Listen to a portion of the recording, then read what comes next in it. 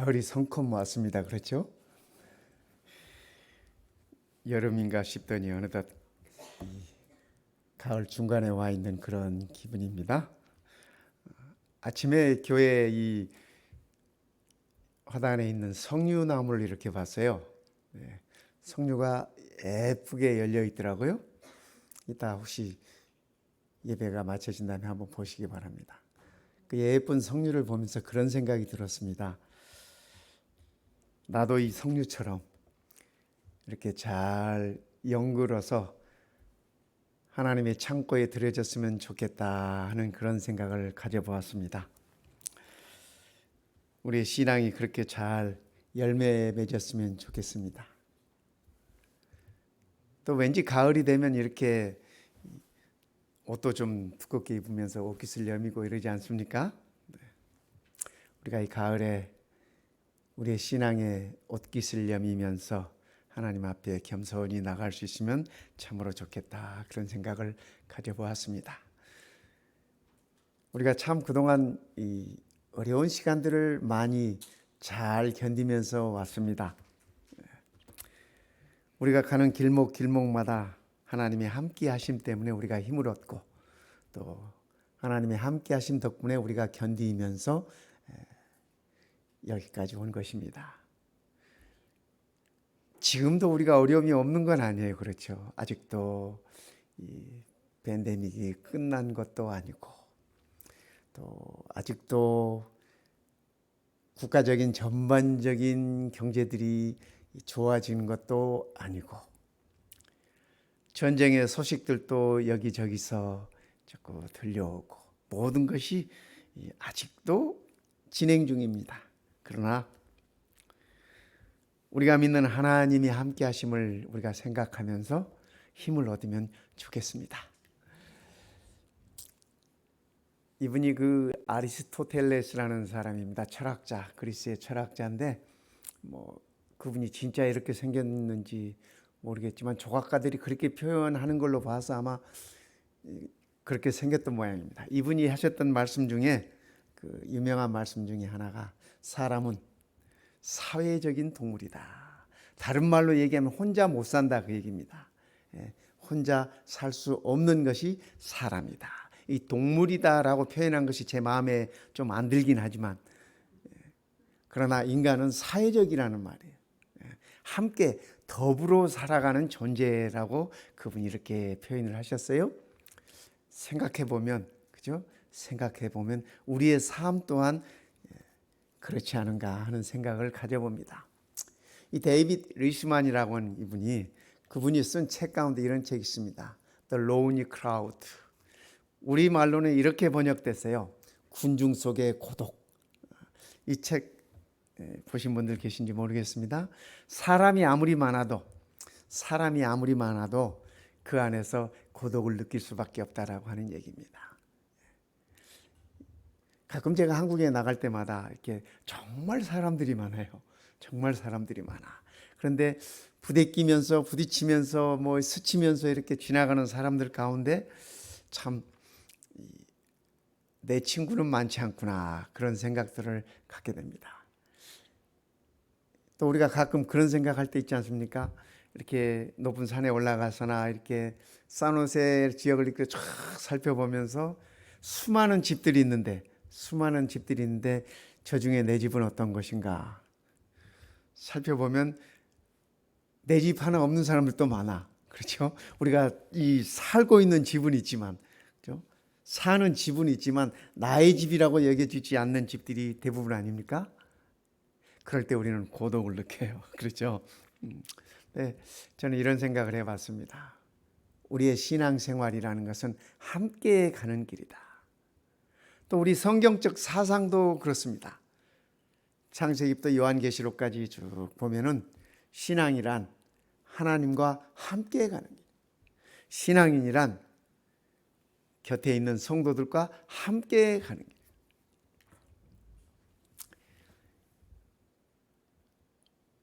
이 사진이 참 좋지 않습니까? 어릴 적에 친구 어깨동무 한번 하면서 이렇게 걷는 그 길 말입니다. 나이가 들어서도 황혼이 되어서도 함께 걸어갈 수 있다면 참 아름다운 길 아닐까요? 그렇죠? 네. 우리 신앙생활이 그런 길이라고 저는 그렇게 생각합니다. 신앙생활은 홀로 가는 길이 아니라 함께 가는 길이다. 나 혼자 거룩하게 가는 것이 아니라 함께 거룩하게 되어 가는 길이다. 그렇게 생각 들어집니다. 성경적인 표현을 다르게 표현하면 이렇습니다. 홀로 있는 인간이 범죄 때문에 죄악 때문에 혼자 있을 수밖에 없는 인간이 하나님과 함께 가는 길을 발견하는 것, 그것이 신앙생활이다. 그것이 믿음 생활이다 라고 여겨집니다. 범죄한 인간이 하나님과 함께 할 수 있도록 그리스도는 십자가에서 그 문을 열어놓으셨다. 이것이 신앙의 길이고 신앙의 생활이라고 그렇게 여겨지는 것입니다. 창세기부터 요한계시록까지 맹맥히 이어져 오는 하나님의 말씀이 바로 이러한 말씀인 것입니다. 그래서 우리는 성도라고 하는 사실을 인식하면서 우리가 가는 길에 나 홀로 가는 길이 아니라 함께 가는 길, 하나님과 더불어 함께 가고 성도들과 함께 더불어 가는 길이라고 하는 사실을 기억하면 좋겠습니다. 우리 예수님께서 이렇게 말씀하셨어요. 예수님의 약속입니다. 내가 세상 끝날까지, 그 다음에 함께 읽어볼까요? 너희와 시작. 너희와 항상 함께 있으리라. 우리 예수님의 성경상 나타나 있는 마지막 약속입니다. 마태복음 28장 제일 마태복음 마지막 장 마지막 절에 있는 말씀입니다. 내가 예수님께서 세상 끝날까지, 세상 끝날이 언제일까요? 그죠? 지구의 끝날은, 역사의 끝은 아직 우리 앞에 남아 있지만은, 그러나 우리 개개인의 끝은 아무도 몰라요. 언제가 될지 몰라요. 그러나 내 개인에게 있어서 세상 끝은 내가 잠드는 그때일 것이고, 우리 지구의 역사에 있어서 세상의 끝은 우리 주님께서 오셔서 정리하시는 그날인 것입니다. 우리 주님께서 하시는 말씀이 내가 세상 끝날까지 너희와 항상, 가끔이 아니라 안식일만 이렇게 함께하는 것이 아니라 어떻게 해요? 항상. 항상이라는 의미는 24시간 그 얘기입니다. 항상 함께 있으리라. 우리 예수님의 약속의 말씀입니다. 또 다른 예수님의 약속을 보면 이런 약속도 하셨습니다. 내가 너희를 위하여 처소를 예비하러 가노니, 있을 곳을 예비하러 가노니, 가서 너희를 위하여 처소를 예비하면 내가 다시 와서 너희를 내게로 영접하여 나 있는 곳에 너희도 있게 하리라. 저도 우리 예수님 있는 곳에 함께 있고 싶습니다. 예수님의 이 약속이 나의 삶 속에서 반드시 그대로 이루어지기를 소망합니다. 우리의 모두의 소망 아니겠습니까? 그렇죠? 예수님께서 떠나시면서 본래 이 말씀의 이 배경은 유대인들에게 그 당시 예수님 당시에 흔하게 하는 이렇게 약속이랍니다. 어떤 약속이냐면, 아시다시피 옛날 이 여인들은 잡이 없었어요. 요즘은 여인들이 다 잡이 있어가지고 그저 혼자서도 잘 살아. 그런데 옛날에는 뭐 우리나라도 마찬가지고, 그죠? 우리나라도 여인들이 잡을 갖기 시작한 것이 뭐 그렇게 오래되지 않습니다. 그죠? 그래서 약혼자가 서로가 약혼을 하면 약혼자가 약혼녀에게 하는 약속이랍니다. 내가 가서 집 한 칸 마련하면 너를 데리러 올 것이야. 함께 살 것이야. 이렇게 약속을 한다는 것입니다. 그리고 집 한 칸 마련하면, 있을 곳 마련하면 돌아와서 약혼녀를 데리고 그들이 함께 살아간다는 것입니다. 그래서 예수님 당시에 이런 약속은 그들의 일상의 삶 속에서, 젊은이들의 삶 속에서 흔히 있는 약속이었답니다. 예수님께서 그 약속을 우리들에게 이렇게 영적으로 표현하신 것이에요. 그래서 내가 너희를 위하여 처소를 예배하러 간다. 함께 살 집을 예배하러 간다. 예배하면 내가 다시 와서 나 있는 곳에 함께 있으리라. 우리 예수님은 우리의 신랑입니다. 그렇죠? 성경은 그렇게 표현하고 있어요. 신랑 되신 예수님께서 신부 되는 우리들에게 약속하신 거예요. 우리 함께 살 집을 마련하면 다시 와서 너희를 내게로 데리고 올 것이다. 그리고 함께 살 것이다. 우리의 신랑 되시는 이 예수님의 약속은 아직 유효합니다. 우리는 그 약속을 아직 기다리고 있습니다. 그 약속이 이렇게 이루어질 것이라고 요한계시록 성경 마지막 책 21장에 이렇게 표현하고 있습니다. 하나님의 장막이 사람들과 함께 있음에 하나님의 집이 구원받은 하나님의 백성들과 함께 있음에 하나님이 저희와 함께 거하시고, 예수님께서 약속하셨잖아요. 아까 그죠? 있을 곳을 예비하면 내가 너희와 함께 있을 거다. 하나님이 저희와 함께 거하시리니 저희는 하나님의 백성이 되고 하나님은 친히 저희와 함께 계시다.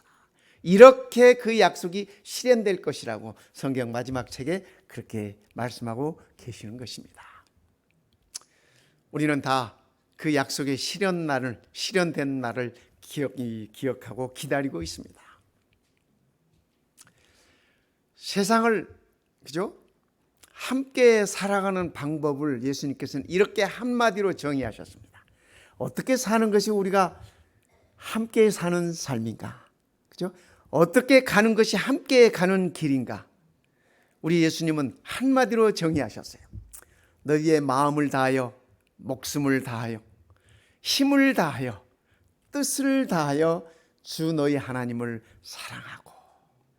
이것이 우리 하나님과 함께 가는 길이에요. 이것이 우리 하나님과 함께 사는 방법이에요. 그죠? 우리의 마음을 다하고, 목숨을 다하고, 힘을 다하고, 뜻을 다하여 주 너희 하나님을 사랑하고. 두 번째는 또한 내 이웃을 내 자신같이 사랑하라. 이것이 우리 하나님과 함께 가는 길이고 우리 이웃과 함께 가는 길이다. 이것이 믿음 생활의 길이다 라고 예수님께서는 한마디로 간단하게 정의하셨습니다. 그래서 우리가 이렇게 살기를 바라는 것입니다. 여러분들이 이분을 모르실 거예요. 그렇죠? 마이어 암셀 로스차일드라는 분인데, 이분이 참 똑똑한 분이셨습니다. 독일 프랑크푸르트에서 태어난 이 독일계 유대인이죠. 아주 똑똑한 분이어서 부모님이, 이 유대인들은 뭐 옛날이나 지금이나 자녀가 똑똑하다 그러면은 랍비를 만들 이렇게 소망을 갖는답니다. 랍비. 그죠? 유대인들에게 있어서 랍비는 요즘 기독교에 있어서 목사 같은 그런 개념이에요. 그래서 아들이 똑똑하니까 잘 신학을 교육을 시켜서 하나님의 지식을 교육을 잘 시켜서 하나님의 사람으로 만들고 싶은 것이 그 유대인들 부모들의 이 소망이었답니다. 그래서 이 부모님이 이 마이어를 신학교에 보냈습니다. 그래서 신학을 공부할 수 있도록 이렇게 했는데, 그가 신학교 3학년 때 양쪽 부모님이 다 함께 돌아가셨습니다. 그래서 랍비가 되고자 하는 그의 꿈을 접고 또 가정을 꾸려야 되고 가게를 이끌어야 되는 그러한 책임감에 17살 된 이 브델라와 그의 부인을 이렇게 아가씨를 찾아서 결혼을 합니다. 그런데 이 아가씨가 아주 신앙적인 아가씨. 무슨 일이 있어도 안식일을 준수하고, 유대인들이잖아요. 또 무슨 일이 있어도 가정 예배를 드리고, 그런 신실한 아가씨를 만나서 결혼을 했습니다. 자녀를 20명을 낳았어요. 유대인들은 자녀를 많이 갖는 것이 하나님의 축복이라고 여기는 거 우리 다 아시죠? 그래서 뭐 지금도 저 뉴욕의 맨하탄에 이렇게 유대인들 커뮤니티에 가면 이게 그 정통 유대인들은 그죠? 안식일이면 검은 옷을 입고 이렇게 자녀들을 데리고 그들의 회당에 가요. 근데 보면 대개 옆에 아이들 줄줄이 뭐 7, 8명씩 데리고 이렇게 가는 모습을 우리가 쉽게 봅니다. 쉽게 봐요. 자녀를 20명을 낳습니다. 20명을 낳는데 10자녀가 죽어. 그러니까 절반이 죽은 겁니다. 절반이 죽고 아들 5 남고 딸 5 남았어. 이 마이어가 아이들을 잃는 그 슬픔 가운데서 어떻게 그 슬픔을 극복해야 할지, 어떻게 그가 가정을 위해서 열심히 일해야 할지를 깨닫게 되면서 또 부인의 도움을 통해서, 영적인 도움을 통해서 어떻게 그가 신실하게 살아야 할지를 터득하기 시작한 것입니다. 그래서 결심을 합니다. 내게 주어진 이 아들들 5 아들을 잘 길러서 참 우리 민족을 위해서 또 하나님을 위해서 어떻게 할까, 그러면서 열심히 일하기 시작했습니다. 은행 관계되는 그러한 이렇게 일들도 하면서 그의 이 5 아들이 이 밑에 여러분들이 보는 이분들입니다.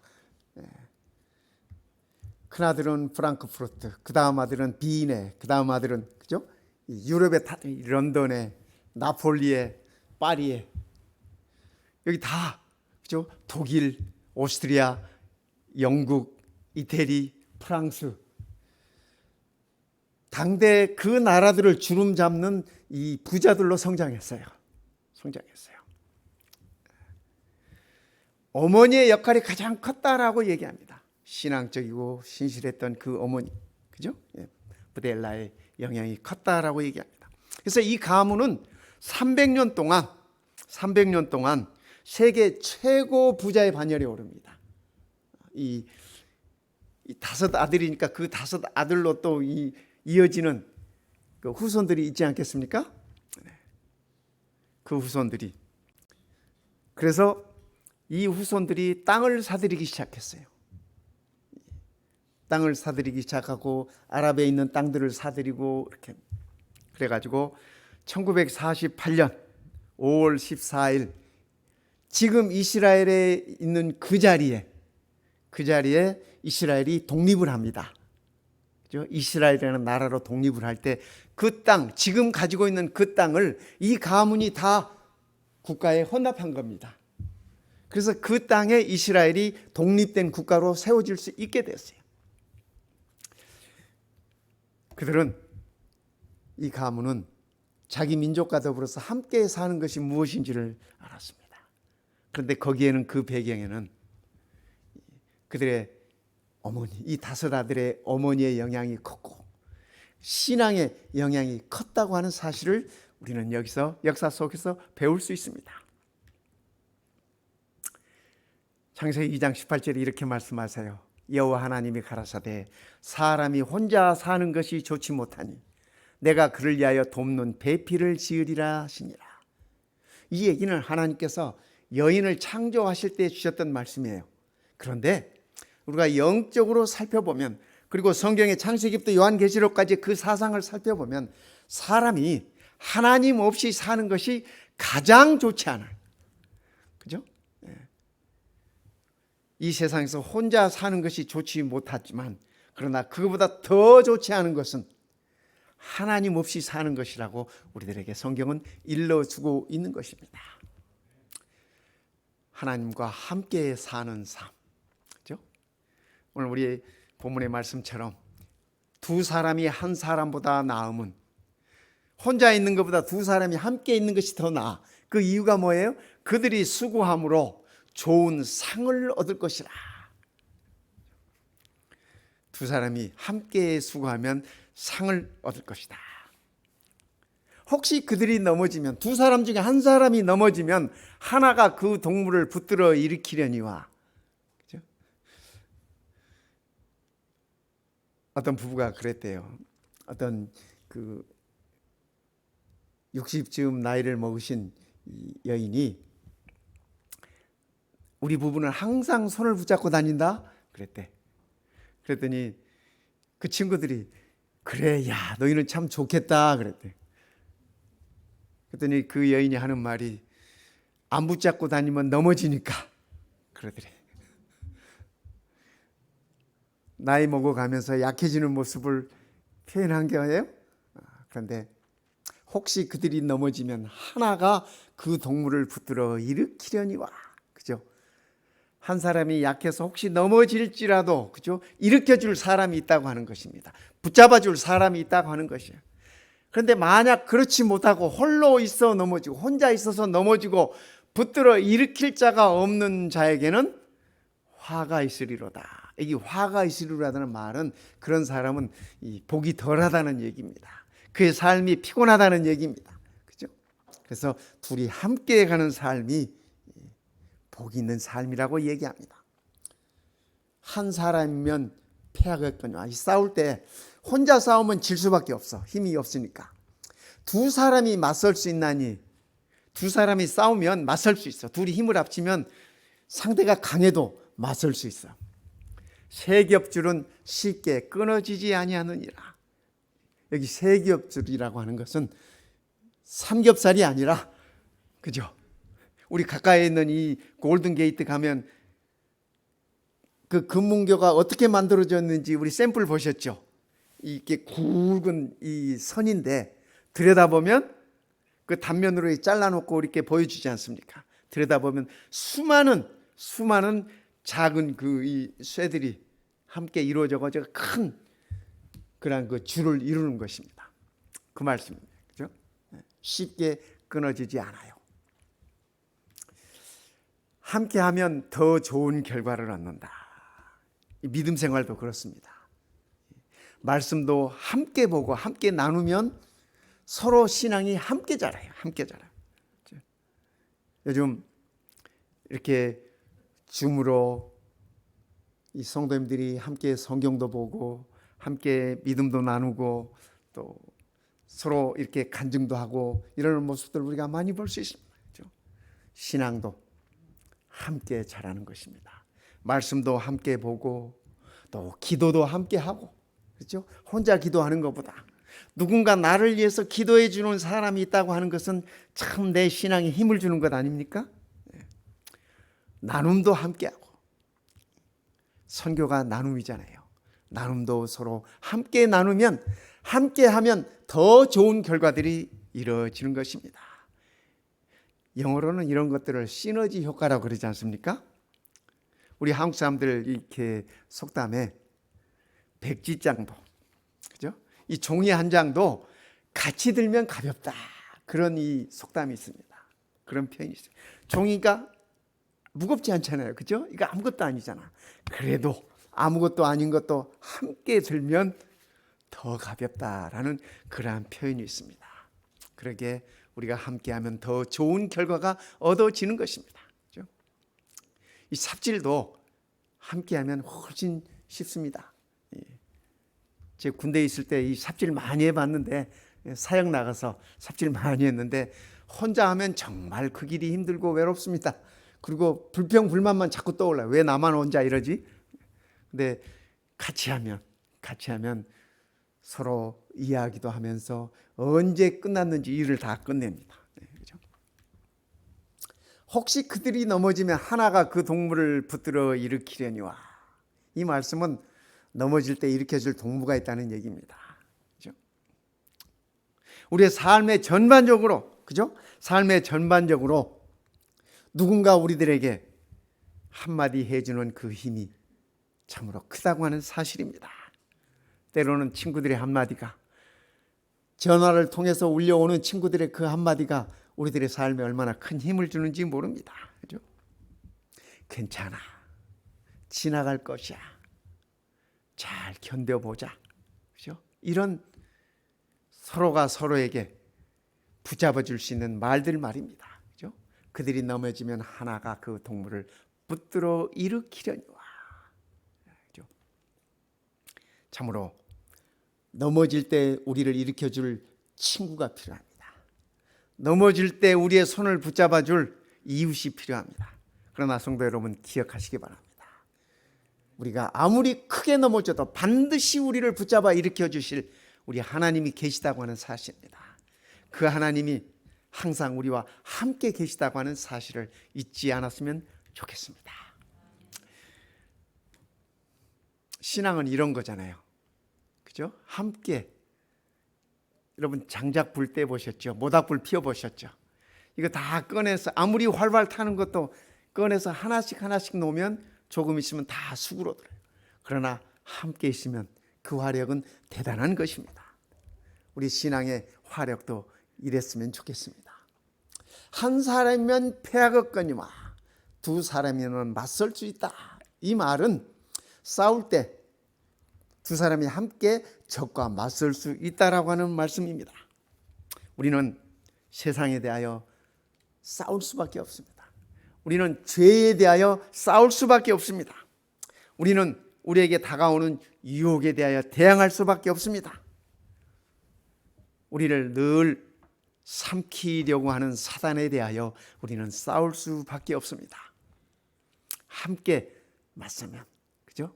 성령 하나님의 도움을 통하여, 함께 계시는 하나님의 도움을 통하여 우리가 사단과 맞서면 우리는 반드시 이길 수 있다라고 하는 말씀입니다. 여러분 이거 뭔지 아세요? 이거 해보셨어요? 아마 여자분들은 이거 많이 안 하시죠. 근데 뭐 이거 하시는 여자분들도 제가 보긴 했습니다만, 이 닭싸움이라 그래. 우리는 이것을 닭싸움.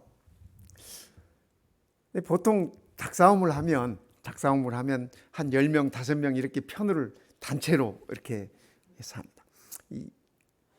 저는 군대에서 이 닭싸움을 퍼뜨려 가지고 이 16주 교육 받는 동안 이 일요일에 화장실 청소를 단 한 번도 안 해봤습니다. 늘 일요일이면 꼭 이 화장실 청소를 시켜요. 근데 그거 다 나가서 할 필요도 없고 그러잖아요. 그래서 제가 제안을 하나 했죠. 우리 일개 소대가 4분대로 이루어졌는데 이 4분대가 일요일 아침에 밥 먹고 모여서 닭싸움을 해가지고 지는 분대가 화장실 청소합시다. 그렇게 제안을 했더니 우리 중대장님이 그걸 좋게 여기셨어. 그래서 16주 이 특수교육을 받는 동안 매 일요일 아침이면 식사하고 연병장에 모여가지고 닭싸움을 했어. 그래서 그날 지면 그 분대는 가서 이제 화장실 청소하는 겁니다. 나머지 분대들은 다 이제 자유시간이야. 일요일이니까. 일요일마다 그 싸움을 하니까 얼마나 재미가 있는지.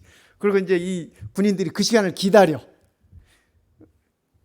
오늘은 무슨 일이 있어도 이겨가지고 화장실 청소를 안 하리라. 근데 이렇게 대표를 뽑아서 10명씩 이제 대표를 뽑아서 이렇게 라인을 이렇게 그어놓고 그 안에서 하는 겁니다. 넘어지면 이제 떨어져 나가는 거예요. 라인을 넘어도 떨어져 나가는 겁니다.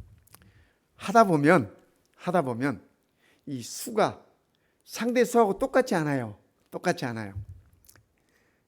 공격하는 이 요령이 뭐냐면 집중적으로 몰려가지고 한 사람씩 떨어뜨리는 거예요.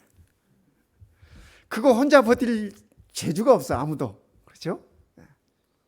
그래서 결국에 이 마지막 사람까지 지는 그 편이 지는 겁니다.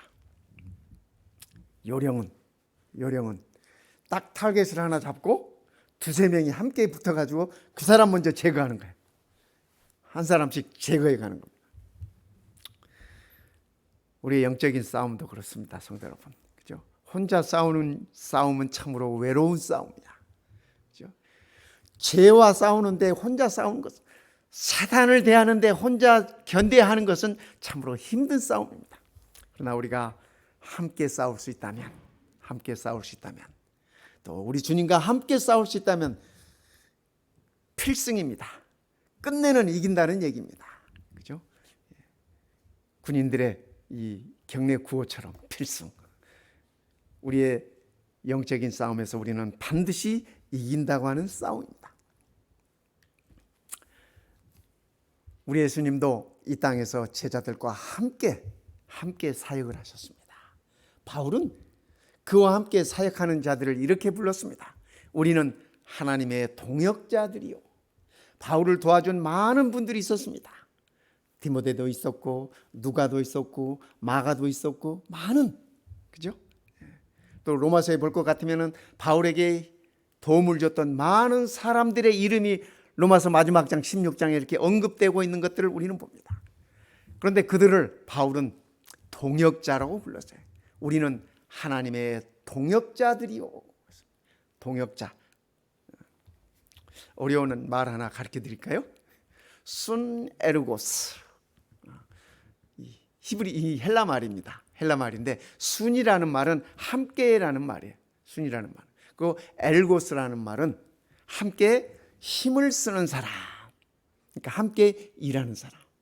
힘을 쓰되 함께 힘을 쓰면은 일이 쉽잖아요.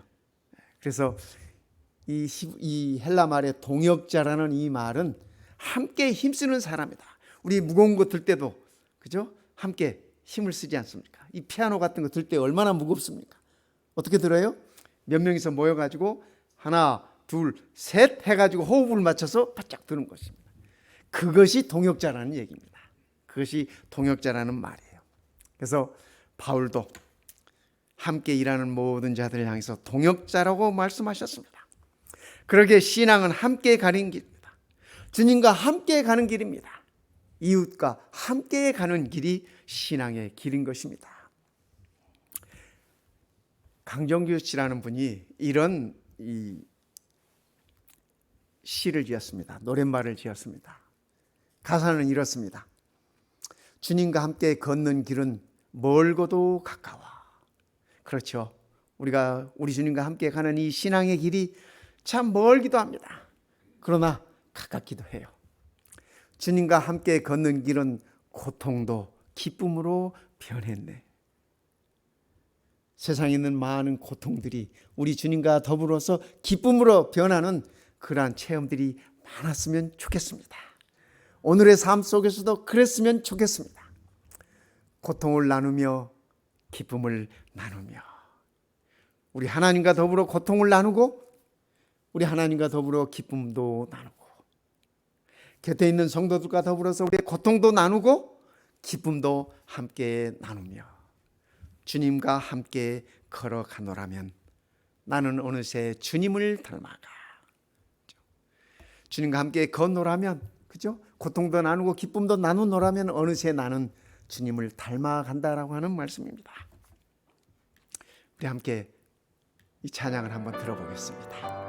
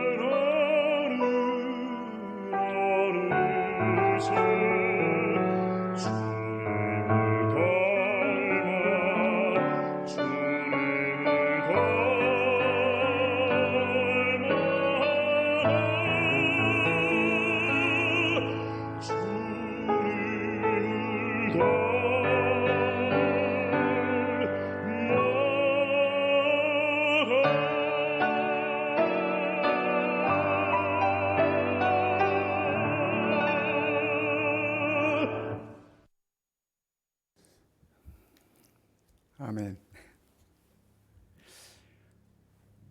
구약 성경과 신약 성경을 살펴보면 우리 하나님의 특별한 이름이 있습니다. 에스겔 48장 35절에 보면 이 에스겔 48장 35절은 에스겔 마지막 장 마지막 절입니다. 그 성읍의 이름을, 새 예루살렘 성의 이름을 여호와 삼마라 하리라. 여호와 삼마, 이거는 여호와께서 거기 계신다 그 말입니다. 구약에서 선지자 에스겔은 새 예루살렘 성을 묘사하면서, 회복된 예루살렘을 묘사하면서 여호와 삼마라고 이름을 지었습니다. 하나님께서 그 이름을 일러주신 것이에요. 그 의미는 여호와께서 거기 계신다. 성도 여러분, 우리가 기다리는 새 예루살렘, 거기는 여호와 하나님이 함께 계시는 곳입니다. 여호와 삼마입니다. 뿐만 아니라 신약 성경에서는 그의 이름을 임마누엘이라, 우리 예수님의 이름을 임마누엘이라 번역하면 하나님이 우리와 함께 계시다.